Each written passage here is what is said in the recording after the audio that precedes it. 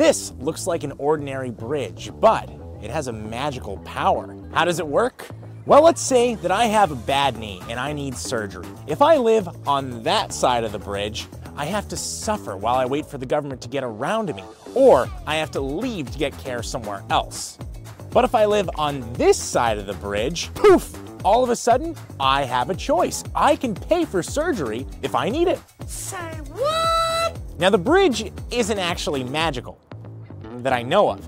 No, it actually gets its power from a backwards rule that makes life harder for Canadians outside of Quebec. Here in Gatineau, Quebec, I can choose between using the public system or non-government clinics because the Supreme Court has ruled that patients in Quebec have a choice. But here in Ottawa, Ontario, tough luck.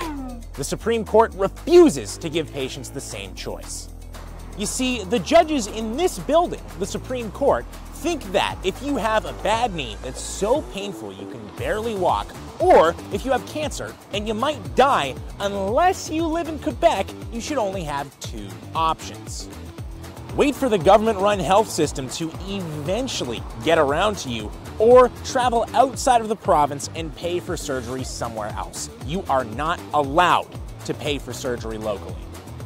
When Dr. Brian Day from British Columbia fought to give patients across the country the right to pay for surgery in their home province, the Supreme Court just refused to listen to his case, even though he'd been fighting the court battle for over a decade.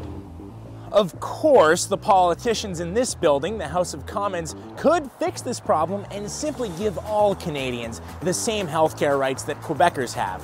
But sadly, no one's taken up this fight. It is time to get rid of the Supreme Court's two-tier health rights, where patients in one part of the country have more rights than patients in the rest of the country. Instead, let's give everyone the right to choose whether they want to use the public system or non-government options.